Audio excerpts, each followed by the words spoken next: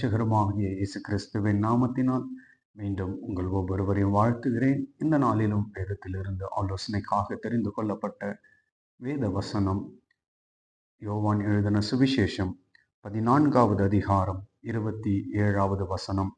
சமாதானத்தை உங்களுக்கு வைத்து போகிறேன், என்னுடைய சமாதானத்தையே உங்களுக்கு கொடுக்கிறேன். உலகம் கொடுக்கிற பிரகாரம் நான் உங்களுக்கு கொடுக்கிறதில்லை. உங்கள் இருதயம் கலங்காமலும் பயப்படாமலும் இருப்பதாக. ஆண்டவராகிய கர்த்தர் தேவ பிள்ளைகளை பார்த்து சொல்லுகிற காரியம் என்னவென்றால், உங்கள் இருதயம் கலங்காமலும் பயப்படாமலும் இருப்பதாக. நாம் நம்முடைய ஆவிக்குரிய வாழ்க்கையிலே நம்முடைய இருதயம் கலங்கி நாம் பயப்படும் பொழுது நாம் சமாதானத்தை இழந்து போகிறவர்களாய் காணப்படுகிறோம். ஏன் நம்முடைய வாழ்க்கையிலே நாம் கலக்கமும் நம்முடைய இருதயத்திலே பயமும் உண்டாகிறது? வேதத்திலிருந்து ஒரு வசனம் இப்படியாய் சொல்லுகிறது. லூக்கா எழுதின சுவிசேஷம் 10வது அதிகாரம் 41வது வசனம் இப்படியாய் சொல்லுகிறது. ஆண்டவராகிய இயேசு கிறிஸ்து மார்த்தாளை பார்த்து சொல்லுகிறார். இயேசு அவளுக்கு பிரதியுத்தரமாக, மார்த்தாளே மார்த்தாளே, நீ அநேக காரியங்களை குறித்து கவலைப்பட்டு கலங்குகிறாய். ஏன் நம்முடைய இருதயம் கலங்குகிறது என்றால், நாம் அநேக காரியங்களை குறித்து கலக்கம் அடைகிறோம். நாம் நம்முடைய அனுதின தேவைகளை குறித்து கலங்கி கொண்டிருக்கிறோம். நம்முடைய குடும்பத்தை குறித்து ஒரு கலக்கம், பிள்ளைகளை குறித்து ஒரு கலக்கம், அவர்களுடைய எதிர்காலத்தை குறித்து ஒரு கலக்கம், நாளைய தினத்தை குறித்து கலக்கம். இப்படி அநேக காரியங்கள் நம்முடைய வாழ்க்கையிலே நம்முடைய இருதயத்திலே கலக்கத்தை கொண்டு வருகிறது.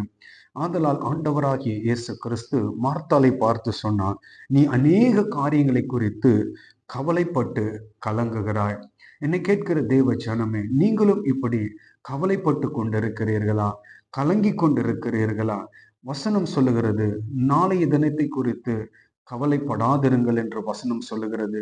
ஒருவேளை நாளைய தினம் என்னவாகுமோ என்ற ஒரு கலக்கம் உங்கள் இருதயத்தில் காணப்படும் என்றால், நாளைய தினம் எப்படி இருக்குமோ, என்னுடைய பிள்ளைகளுடைய வாழ்க்கை, என்னுடைய வாழ்க்கை, எங்களுடைய எதிர்காலம், குடும்ப சூழ்நிலைகள் என்னவாகுமோ என்று நீங்கள் இருதயத்திலே கலக்கத்தோடு காணப்படுவீர்கள் என்றால், வசனம் சொல்லுகிறது. மத்தேயு 6வது அதிகாரம் 25வது வசனம் இப்படியாய் சொல்லுகிறது. ஆகையால் எண்ணத்தை உண்போம், எண்ணத்தை குடிப்போம் என்று உங்கள் ஜீவனுக்காகவும், எண்ணத்தை உடுப்போம் என்று உங்கள் சரீரத்திற்காகவும் கவலைப்படாதிருங்கள்.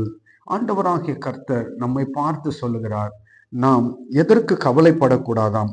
எண்ணத்தை உண்போம், எண்ணத்தை குடிப்போம், எண்ணத்தை உடுப்போம் என்று நாம் ஜீவனுக்காகவும் சரீரத்திற்காகவும் ஒரு நாளும் கவலைப்படக்கூடாது. ஏனென்றால் ஆண்டவராகிய கர்த்தர், அவருக்கு தெரியும் நமக்கு என்ன தேவை என்பதை.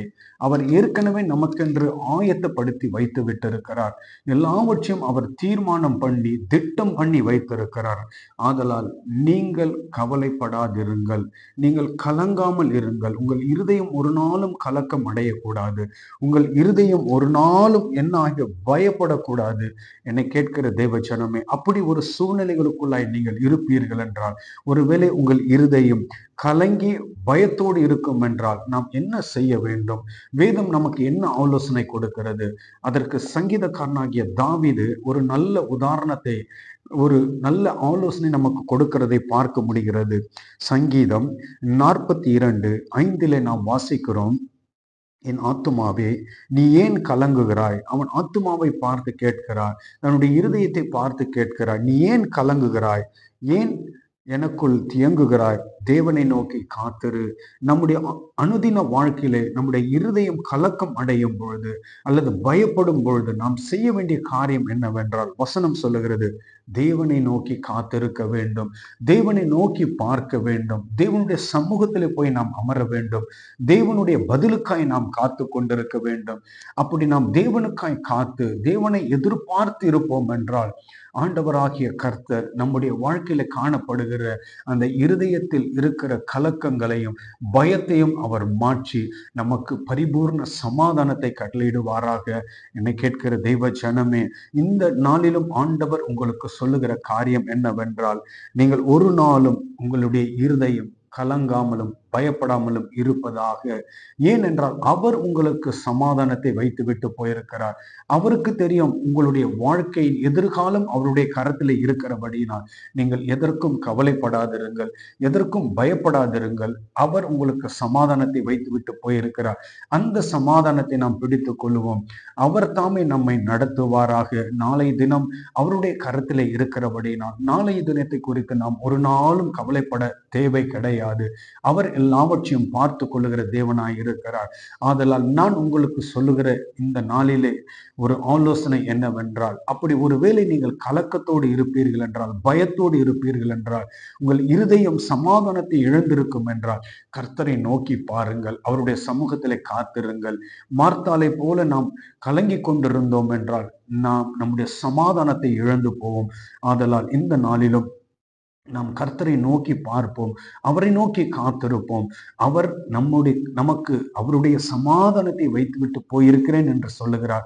அவருடைய சமாதானம் நம்முடைய வாழ்க்கையில் பரிபூர்ணம் அடையும் பொழுது நம்முடைய இருதயத்தில் காணப்படுகிற கலக்கங்களும் நம்முடைய இருதயத்தில் காணப்படுகிற பயங்கள் எல்லாம் நிச்சயமாய் மாறி போகும். கர்த்தருடைய கரத்தில் ஒப்பு கொடுத்து நாம் ஜெபிக்கலாம். நேசித்து வழி நடத்துகிற அன்பின் ஆண்டவரே, நீர் கொடுத்த ஆலோசனைக்காய் நன்றி. உங்கள் இருதயம் கலங்காமலும் பயப்படாமலும் இருப்பதாக என்று சொன்னீர் ஆண்டவரே. உம்முடைய பிள்ளைகள் யாராகிலும் அப்படி கலக்கத்தோடு பயத்தோடு இருப்பார்கள் என்றால் ஆண்டவர் அந்த கலக்கத்தையும் பயத்தையும் மாற்றி அவர்களுக்கு பரிபூர்ண சமாதானத்தை கட்டளையிடும்படியாய் ஜெபிக்கிறேன். அப்பா, இந்த நாளிலும் கொடுத்த இந்த ஆலோசனைக்காய் நன்றி ஆண்டவரே. தேவ கரம் கூட இருந்து நடத்தட்டும், ஆசீர்வதிங்க, வழி நடத்துங்க. துதிகன மகிமை எல்லாம் ஒருவருக்கே செலுத்துகிறேன், இயேசுவின் நாமத்தில் பிதாவே, ஆமென். கேட்ட இந்த வார்த்தையின்படியே, இந்த சத்தியத்தின்படியே, இந்த ஆலோசனையின்படியே கர்த்தர் உங்களை ஆசீர்வதிப்பாராக. ஆமென்.